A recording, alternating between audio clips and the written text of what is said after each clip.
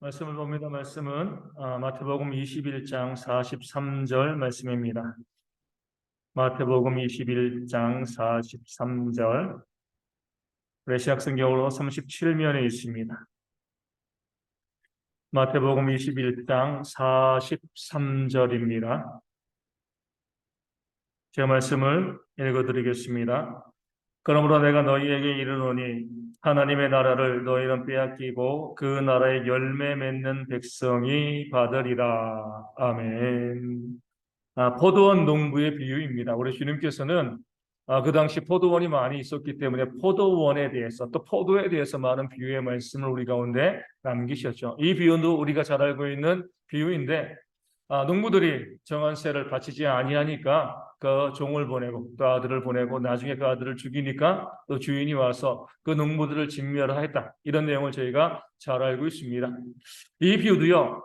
이런 비유를 말씀하시게 되어진 원인이 중요합니다. 왜 이런 비유를 말씀하셨는가? 우리 21장 23절부터 이 내용들, 이야기들이 전개되어지고 있습니다.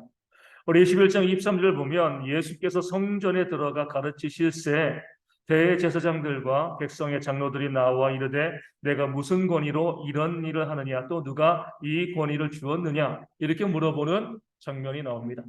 예수님이 어디에요? 성전에 들어가고 계십니다. 보통 우리 예수님께서는 이 땅 가운데 공생애를 어디에서 많이 활동하셨죠?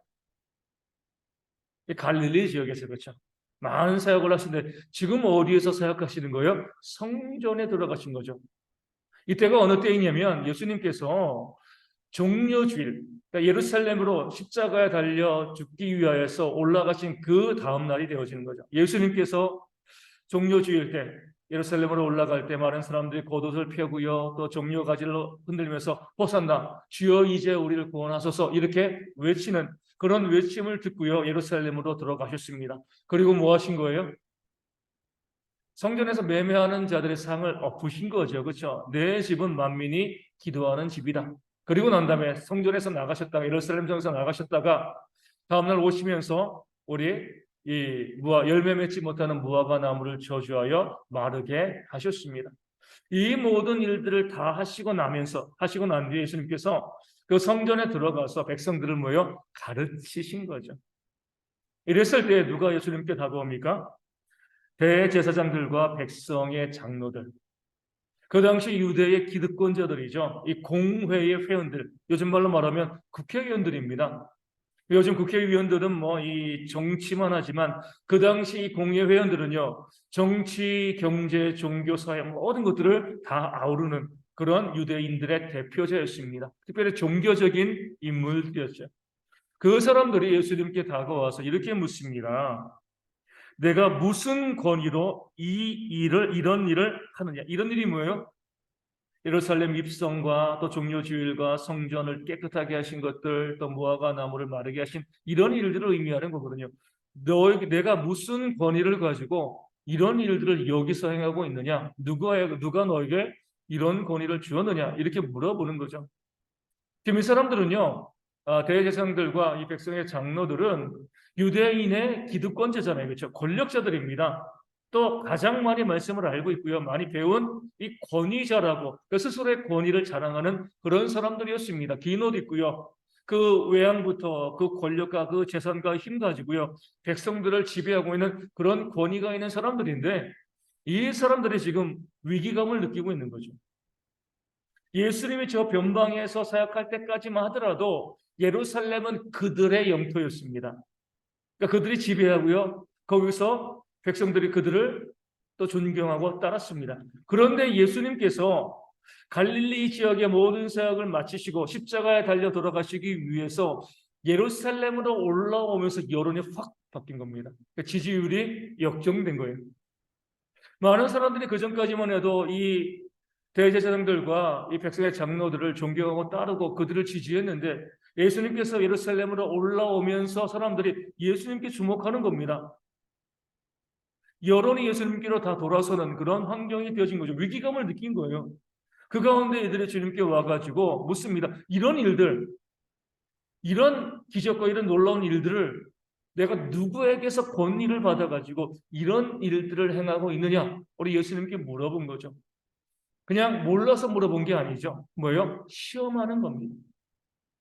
왜 다른 시험과 마찬가지로 이 세금을 가이사에게 바치는 그 문제, 또 이 가늠하다가 현장에 잡힌 그 여자를 이 돌로 치느냐 마느냐, 이 문제와 똑같은 그런 질문을 주님께 드린 거죠.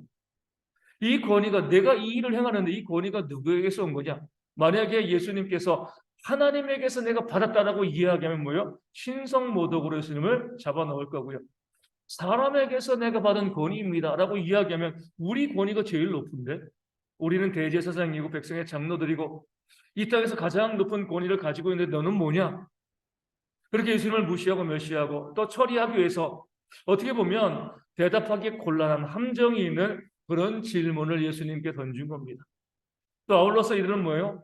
자기들의 권위가 예수님 때문에 땅에 떨어지는 것을 참지 못한 거죠. 우리의 권위, 그동안 우리가 지켜왔던 이 힘과 권세의 권위가 너 때문에 지금 땅바닥에 추락하고 있어. 그러면서 너는 어떤 권위를 가지고 누구에게서 이 권위를 받고 지금 우리에게 도전하고 있냐? 예수님을 공격하고 있는 겁니다. 이럴 때 예수님께서는요, 그들이 원하는 답을 주지 않습니다.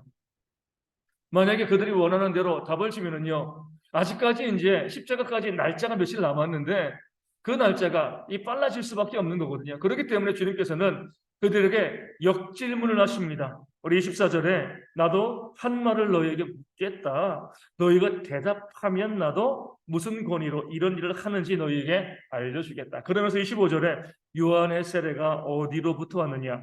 하늘로부터냐? 사람으로부터냐? 그들이 물어봤던 거 똑같이 물어보는 겁니다. 너희가 나에게 그 권위가 하늘에서 온 거냐 아니면 사람에게서 온 거냐 물어본 것처럼 나도 똑같이 너에게 한번 물어보겠다. 세례 요한이 세례를 베풀었는데 그 능력과 그 권위가 하늘에서 온 거냐 아니면 사람에게서 온 거냐, 이 질문에 먼저 대답을 해주면 나도 너희에게 내가 무슨 권위로 이런 일을 하고 있는가 너희에게 대답해 주겠다. 주님께서 말씀하신 거죠. 이 질문을 받고 우리 대제사장들과 백성의 장로들이 고민에 빠졌습니다. 답을 할 수가 없는 거예요. 마찬가지로 여기도 함정이 있으니까요.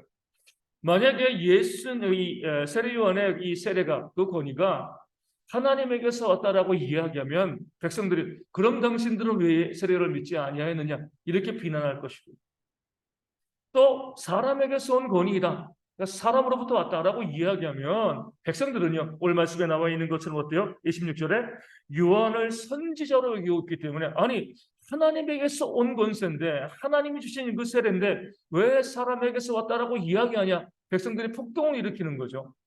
이들도 예수님의 역질문에 대해서 대답을 할 수가 없었습니다. 이렇게 예수님께서 대답을 하지 않으시고 대답을 피하시고요, 이 역으로 질문하신 이 이유는 두 가지 것입니다. 하나는요, 앞서 말씀드린 것처럼 아직은 때가 되지 않았기 때문에 그 대답을 함을 통하여서 올무에 얽매이지 않기 위해서 예수님께서 대답을 하지 않으신 거고요. 또 두 번째로는요, 대답하시기 위해서입니다. 대답하지 않기 위해서도 역질문을 하신 거고 대답하기 위해서도 역질문을 하신 거죠. 무엇이라고요? 세례 요한을 끌어들여서 세례 요한의 이 세례가, 이 권위가 누구에게서 온 거냐? 하나님에게서 온 것이 아니냐? 이렇게 말씀하시면서 그럼 이 질문의 의도가 여기 가운데 있거든요. 그럼 뭐요? 내가 지금 행하고 있는 이 권위도 뭐요? 하나님에게서 온 것이다. 이것을 대놓고 말씀하시면 안 되니까 세례 요한을 끌어다가 말씀하고 계십니다. 그러면서 이 사실을 분명하게 하기 위해서 우리 27절에 또 28절에 뭐예요? 두 아들의 비유를 우리 주님께서 먼저 말씀하고 있습니다. 어떤 사람에게 두 아들이 있었습니다. 장자와 차자, 맏아들과 둘째 아들이 있었죠. 그럼 두 아들이 있었는데 이 아버지가 두 아들에게 명령을 합니다. 밭에 가서 포도원에 가서 일을 해라. 이렇게 이야기하니까 그 맏아들은 어때요? 예, 가겠습니다. 둘째 아들은요, 가지 않겠습니다. 싫습니다. 이렇게 이야기했습니다. 우리 장자와 찾아보면은요, 누가 더 권위가 있어요? 장자의 권위가 있죠, 그렇죠? 하지만 이 장자의 권위는요, 어디에서 나온 거예요? 아버지에게서 나온 거죠. 자기가 권위를 얻어낸 것이 아니라 첫째 아들로, 아버지의 아들로 첫 번째 태어났기 때문에 이 장자의 권위가 맏아들 가운데 있었습니다. 반면에 차자는요, 그런 권위가 아들로서의 권위는 있지만 그 장자로서의 권위는 이 차자 가운데 있지 아니하였습니다. 이 장자는요, 그 권위자답게 아버지가 명령할 때 어때요? 네, 가서 일하겠습니다 라고 이야기했고요. 아버지의 권위를 존중했습니다. 아버지의 권위를 존중하니까 그 아들의 권위도 살아나는 거죠. 반면에 둘째 아들은요, 무엄하게도 아버지가 일하는데 싫어요, 싫습니다 하고 나가버렸습니다. 아버지의 권위를 인정하지 않은 거죠. 그러니까 이 둘째 아들에게는요, 그 차자의 권위도 발생하지 않는 겁니다. 근데 문제는 그렇게 끝난 것이 아니라 큰 아들, 맏아들은 아버지에게 내가 일하겠습니다라고 이야기하고 실제로는 어때요? 일을 하지 않은 거죠. 반면에 둘째는요, 싫습니다라고 이야기하고요. 그리고 그 말한 것이 후회가 되어서 돌이켜 회개하고요. 아버지의 명대로 그 보던 밭에 가서 일을 했습니다. 이럴 때 예수님께서 이 비유의 말씀을 들으신 이유는 이거죠. 참된 권위는 어디서 나오는가 이거예요. 맏아들은 그 자체로 권위가 있는 아들이었지만 그는 결국 아버지의 명령에 불순종했습니다. 권위는 아버지가 주시는 거거든요. 아버지가 권위를 주는데 그 아버지의 명령에 불순종했기 때문에 그 맏아들에게는요, 권위가 존재하지 않는 겁니다. 아버지의 명령에 순종했을 때 그 권위가 주어지는 것이지 명령에 순종하지 아니하면 그 권위는 상실되어지는 겁니다. 반면에 둘째는요, 처음에는 아버지의 권위를 인정하지 않았습니다. 싫습니다. 일하지 않을 거예요. 아버지를 인정하지 않은 거죠. 그런데 뉘우쳐 돌이켜 회개하고요. 아버지가 말한 대로 명령한 대로 그 밭에 가서 일을 했습니다. 이 둘째 아들은 아버지께 순종했죠. 아버지의 권위를 인정한 겁니다. 그렇기 때문에 실제적으로 아버지의 권위가 이 둘째 아들에게 가게 되어 있는 겁니다. 이 비유를 말씀하시고 우리 31절에 예수님께서 유대의 기득권자들에게 이렇게 말씀하십니다. 그 둘 중에 누가 아버지의 뜻대로 하였느냐? 누가 아버지의 뜻에 순종하였느냐? 당연히 둘째 아들입니다라고 대답을 했겠죠. 이 말씀을 들으시고 예수님께서 그들에게 말씀하십니다. 내가 진실로 너희에게 이르노니 세리와 창녀들이 너희보다 먼저 하나님의 나라에 들어가리라. 32절에 유한이 의의 도로 너희에게 왔거늘 너희는 그를 믿지 아니하였으되 세리와 창녀는 믿었으며 너희는 이것을 보고도 끝내 뉘우쳐 믿지 아니하였도다 말씀하셨습니다. 분명하게 말씀하신 거죠. 그 맏아들은 누구를 상징하는 거예요? 유대의 교권주의자들, 이 대제사장들과 이 장로들이죠. 이 기득권자들입니다. 너희는 유대의 기득권자들로서 맏아들로서의 권위를, 이 맏아들로서의 그 권위를 가지고 있었지만 너희가 정말 하나님의 말씀 가운데 순종했는가? 너희가 요한의 의의도에 순종했는가? 순종하지 않았지 않느냐? 아무리 겉으로 권위가 있다라고 이야기하고 뭐 옷을 가지고 재산을 가지고 힘을 가지고 그 권위와 권력을 자랑해도 하나님의 말씀 가운데 너희가 순종하지 아니하였기 때문에 너희에게는 그 권위가 없다. 반면에 세례요한은 의의도로 왔다 뭐요? 하나님으로부터 권위를 받아가지고 이 땅 가운데 온 그 사람인데 이 세례요한의 그 이 권위를 그 의의도를 누가 믿었습니까? 세리와 창기들이. 이 세리와 창기는요, 둘째 아들을 상징하는 거죠. 이들은 처음에 하나님의 말씀, 의의도를 부정했습니다. 싫습니다라고 이야기했지만 결국 돌이켜 회개하고 그 요한에게 세례를 받고 하나님의 의의도 가운데 들어왔기 때문에 이들에게 뭐예요? 하나님이 주신 참된 권위가 발생한 것이 아니야. 그렇기 때문에 그들이 너희보다 먼저 하나님의 나라에 들어가는 것이다. 이렇게 말씀을 하신 겁니다. 이 첫 번째 비유를 통해서 주님께서는요, 참된 권위는 뭐예요? 우리 순종에서 오는 것이다. 순종하는 자가 권위자이고 우리 권위자는 순종의 모습을 보여야 한다. 순종하지 아니하면 아무리 외적으로 어떤 힘과 능력과 권력을 가지고 있다 할지라도 순종하지 않는 자는 권위를 주시는 분은 하나님이시기 때문에 그에게는 권위가 없다라고 말씀하시고 세례요한은 뭐예요? 하나님의 말씀 가운데 순종했기 때문에 그는 하나님으로부터 권위를 받은 자이다 라고 이야기하면서 그 세례요한의 두 번째 비유에 누구를 집어넣으시는 거죠? 예수님 자신을 집어넣으시는 겁니다. 그리고 오늘 본문에 나와 있는 그 비유의 말씀을 하시는 거죠. 어떤 사람이 대규모로 큰 포도 농장을 만들었습니다. 집도 한 틀을 만들고요. 그 농장을 만들고요. 타국으로 가게 되었어요. 가게 되어지면서 이 사람이 그 포도 농장을 뭐였습니까? 농부들에게 이 세를 준 거죠. 어떻게 보면은 뭐 이제 소자가 시킨 거죠. 그래가지고 추수를 하면 얼마를 너희가 갖고 얼마를 나에게 줘라. 이렇게 하고 나서 이 타국으로 떠나 버렸습니다. 그렇게 농부들이요, 그 주인에게서 이 소작을 받아가지고 그 포도원 농사를 짓고 있고 열매를 거둘 때가 되었습니다. 당연히 주인은 어때요? 자기 밭이니까, 자기 포도원이니까, 또 계약했으니까 종들을 보내가지고 이 농부들에게 이 열매를 이제 뭐 이 소작이죠, 소작료를 지불하라 이렇게 요청을 했습니다. 그럴 때 이 농부들이 착각한 거예요. 그 주인이 타국에 가 있으니까 마치 그 포도원이 누구 것처럼요, 자기의 것으로 우리가 이 포도원의 주인이다 이런 권위의식을 가지게 되어진 겁니다. 그러면서 마땅히 그 주인의 명령에 순종하여서 열매를 바쳐야 되는데, 세를 바쳐야 되는데 바치지 아니하고요, 주인이 보낸 그 종을 때리고 또 죽였습니다. 주인의 입장에서는요, 너무나 황당한 일이죠. 결국 주인이 누구를 보내요? 자기 아들을 보냅니다. 아들을 보낸다는 것은요, 주인이 오는 것과 똑같은 겁니다. 아버지와 아들은 같기 때문에 그래요. 아들을 보내면서 이들이 내 아들은 존중할 것이다, 내 아들은 잘 섬길 것이다, 그런 마음을 가지고서 그 아들을 보낸 거죠. 농부들은 어떻게 생각해요? 그 포도원이 자기의 것이라고 생각했거든요. 그들의 권력과 권위가 자기에게 있다고 생각하고요, 이 아들을 죽이면, 아들이 오니까 이 아들을 죽이면 그 유산을, 이 포도원을 우리가 가질 수 있겠다, 그런 마음을 가지고요, 그 아들을 죽여 버리는 거죠.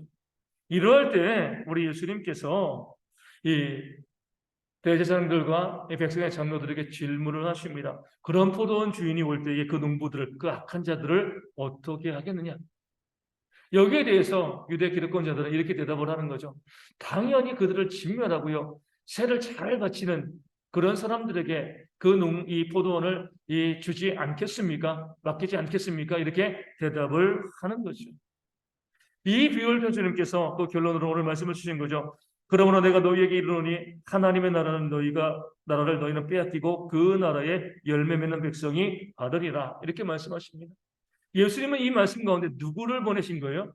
그 주인의 아들, 그 자신을 갖다가 여기다 대입을 하신 거죠. 그 주인의 아들은요, 아버지의 명령에 순종하여서 그 죽음의 위기가 있는 포도원으로 갔습니다. 아들은 그 아버지에게 순종했기 때문에, 아버지에게서 권위를 받았기 때문에 그에게 권위가 발생한 거죠.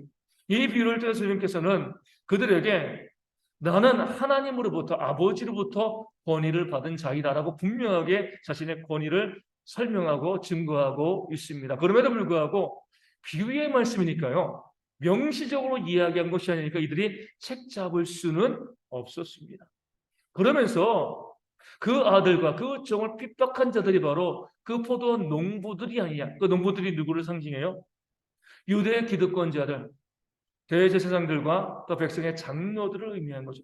너희는 잘못된 권위의식을 가지고 너희의 권력과 힘을 가지고 하나님의 명령에 순종하지 아니하고 마땅히 바쳐야 될 그 세를 바치지 아니하고 하나님의 일꾼들을 죽이고 심지어 하나님의 아들을 죽이려고 하는 자들이 아니냐.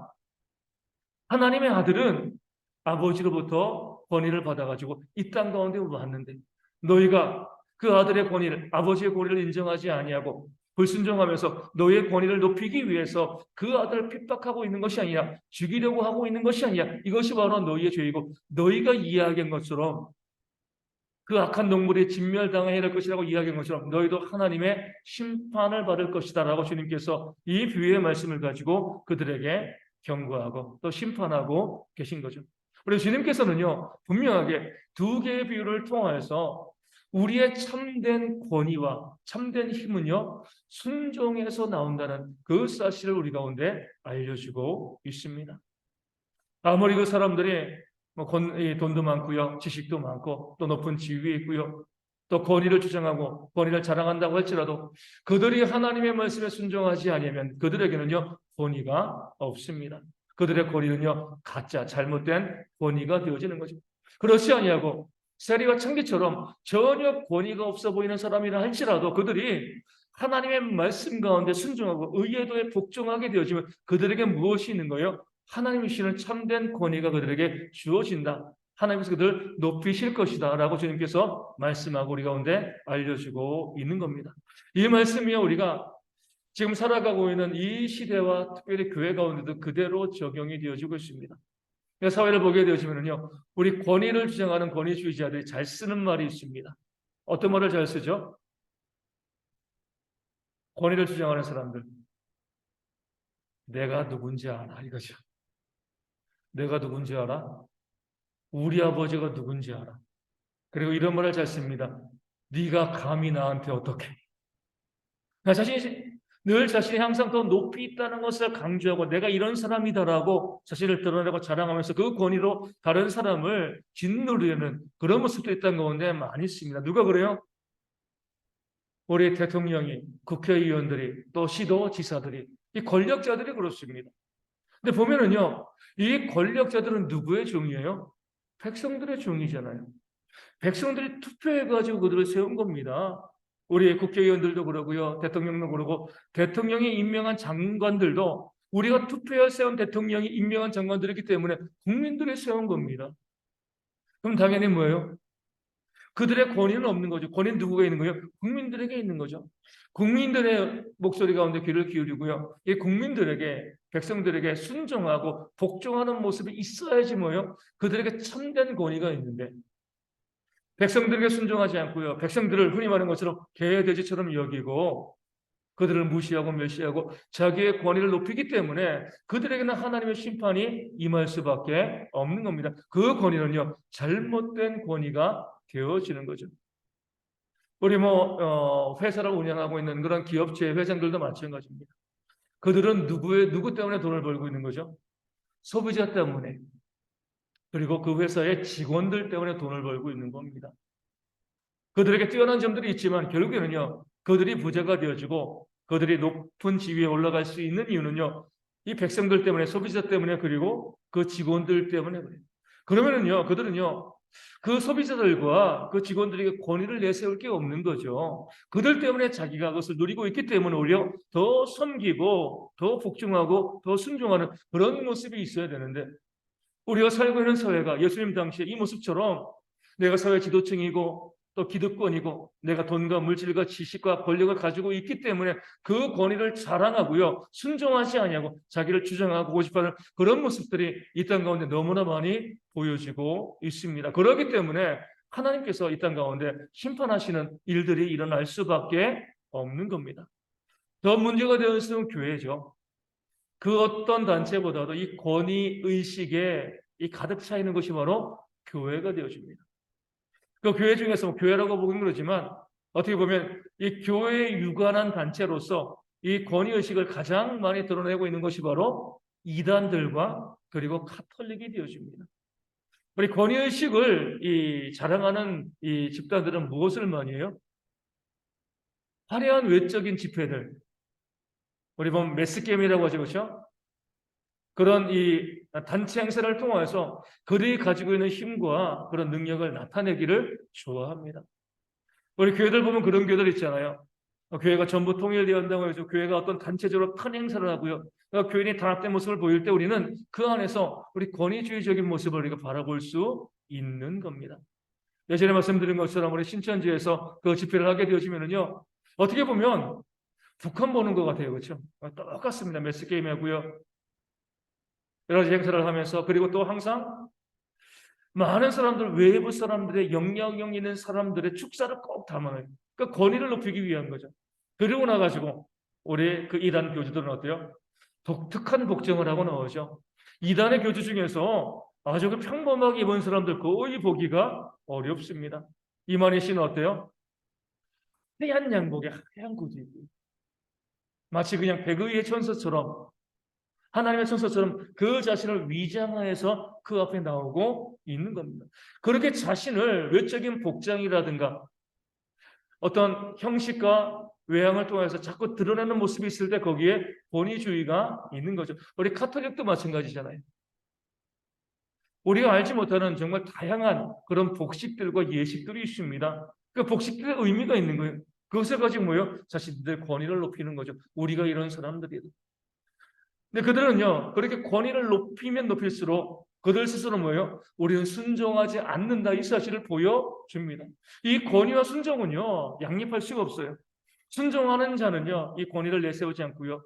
권위를 내세우는 자는요, 순종하지 않습니다.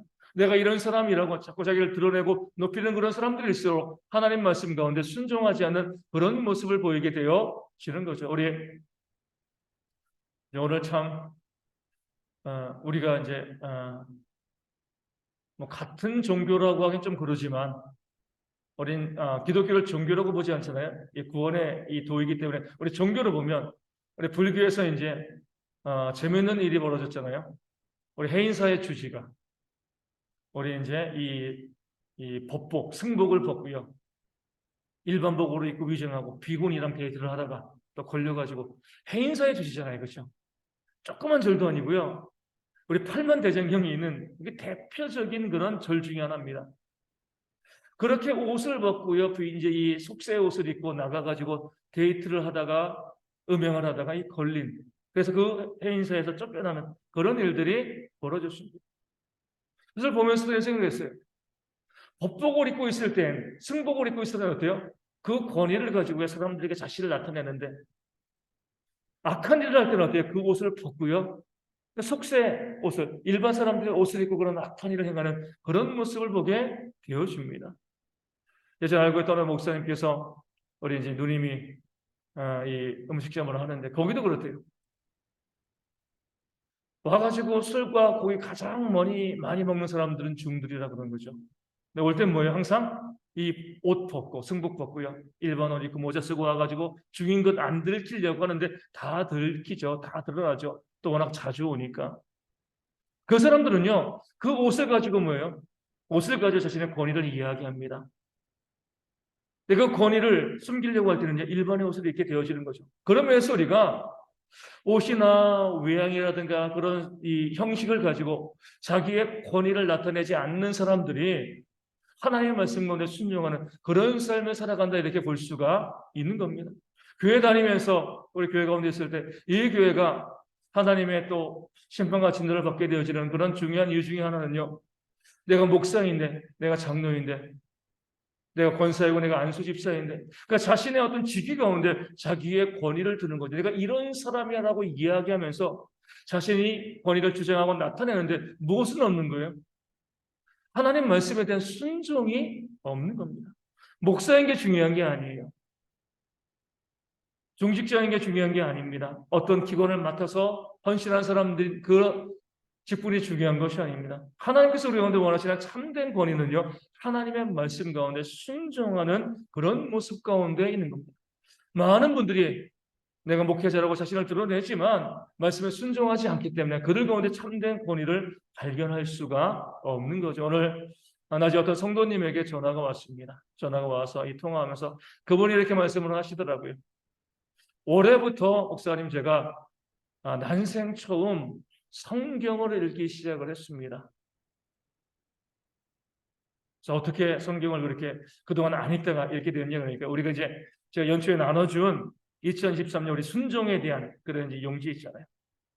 거기에서 우리가 하나님 말씀과 제 말에 순종하는 게 아니잖아요. 하나님 말씀 가운데 순종하는 부분이기 때문에 그 말씀에 순종하기 위해서 제가 말씀을 알아야 될 것 같아가지고 말씀을 읽기 시작을 했습니다. 아직은 말씀을 읽으면서도 무슨 내용인지 잘 알지 못하지만 그 말씀을 읽는 것부터 제 순종하고자 합니다. 그렇게 해서 이제 말씀을 계속 읽어 나가고 있다 이렇게 말씀하고 계신 거죠. 제가 봤을 때 그분이요 우리 교회에서 가장 높은 권위를 갖고 있는 분입니다.